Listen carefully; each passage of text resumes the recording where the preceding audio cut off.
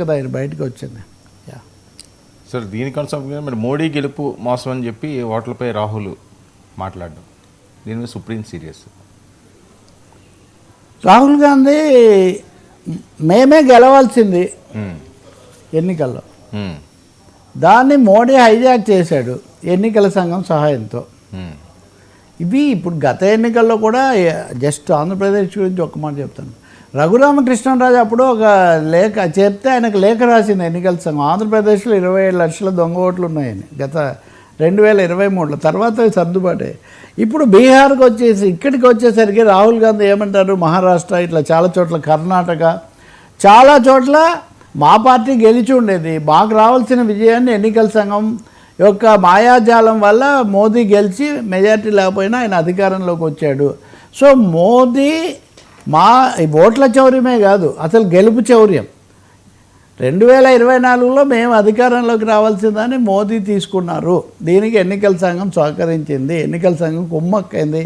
ఇది రాహుల్ గాంధీ యొక్క అతి తీవ్రమైన ఆరోపణ. నిజం చెప్పాలంటే ఒక దూకుడు కూడా పెరిగింది రాహుల్ గాంధీలోనే. మీడియా లేదా పరిశీలకులు అందరూ వ్యాఖ్యానిస్తున్నారు. అంటే గతంలో కొంచెం ఆయన సరిగ్గా ఆసక్తి చూపించట్లేదు, లేకపోతే మాటిమాటికి విదేశాలకు వెళ్తారు, అంశాల మీద సరిగ్గా మాట్లాడరు, ఇవన్నీ ఉన్న పరిస్థితి నుంచి ఆయన బాగా ఫోకస్ పెట్టి ప్రతిపక్ష నాయకుడు అవ్వటం అలా ఉంచి అసలు ఈ బీహార్ ఓట్ల జాబితా, అంతకుముందు కర్ణాటక దాని మీద అధ్యయనం చేసి పవర్ పాయింట్ ప్రజెంటేషన్ పెట్టడం, పార్లమెంట్లో కూడా అంత స్తంభించటం, ఇండియా కూడా మద్దతు ఉంది అన్ని ఇండియా పార్టీలు.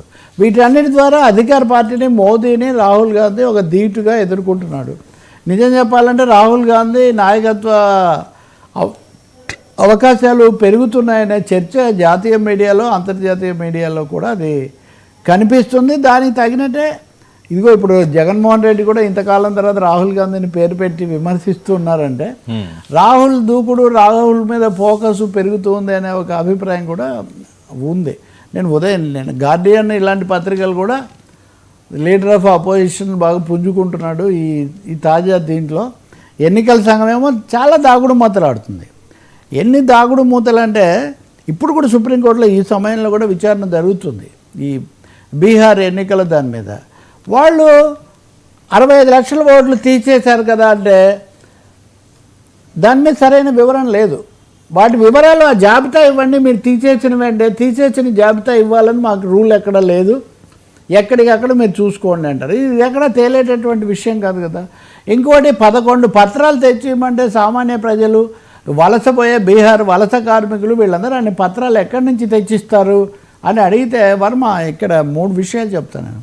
ఒకటి, 6 కోట్ల మంది, 6.3 కోట్లు సంథింగ్, వీళ్ళు 2003 నాటి ఎన్నికల జాబితాలో ఉన్నారు.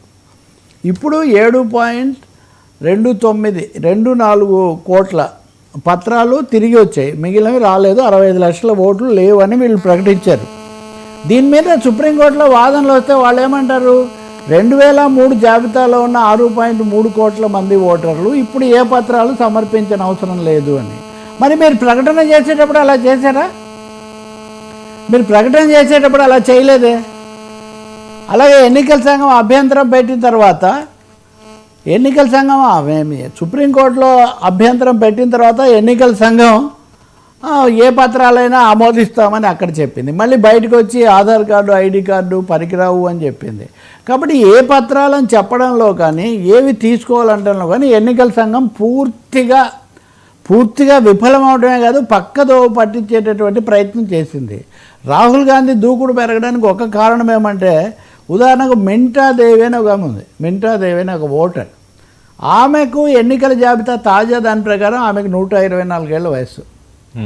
124 ఏళ్ల వయస్సు ఉన్నటువంటి ఒక ఓటర్ను ఎన్నికల జాబితా ఇంత పక్కాగా చేశాము, చాలా జాగ్రత్త కోసం చేశామన్న దాంట్లో ఈ మింటాదేవి అనే క్యారెక్టర్తో ఆమె పేరుతో టీషర్ట్లు వచ్చేసి మొత్తం ప్రతిపక్ష నాయకులందరూ కూడా అది వేసుకొని అక్కడ దీంట్లో పాల్గొన్నారు.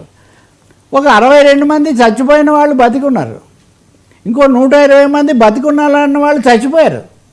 అంటే మీరు ఇంత పర్ఫెక్ట్గా మేము స్పెషల్ ఇంటెన్సివ్ రివిజన్ చేస్తాము అని దేశాన్నంతా సవాల్ చేసి ఇన్ని ప్రకంపనల తర్వాత మీరు చేసిన దాంట్లో చచ్చిపోయిన వాళ్ళు బతికున్నట్టు, బతికున్న వాళ్ళు చచ్చిపోయినట్టు గతంలో ఉన్నవాళ్ళు, ఇవన్నిటికీ కూడా దేనికి జవాబు లేదు. ఒకటే వాళ్ళు చెప్పే జవాబు ఏంటంటే మీరు స్థానిక అధికారి దగ్గర మీరు విచారించుకోండి అని. ఇవన్నీ మీరు నెల రోజుల్లో 65 లక్షల ఓట్లు తీసేశారు.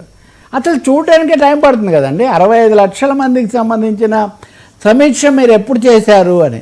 ఇప్పుడు ఇంకా దీనికి క్లైమాక్స్ ఏమంటే 65,000 మంది ఓట్లు కావాలని నమోదు చేసుకున్నారు.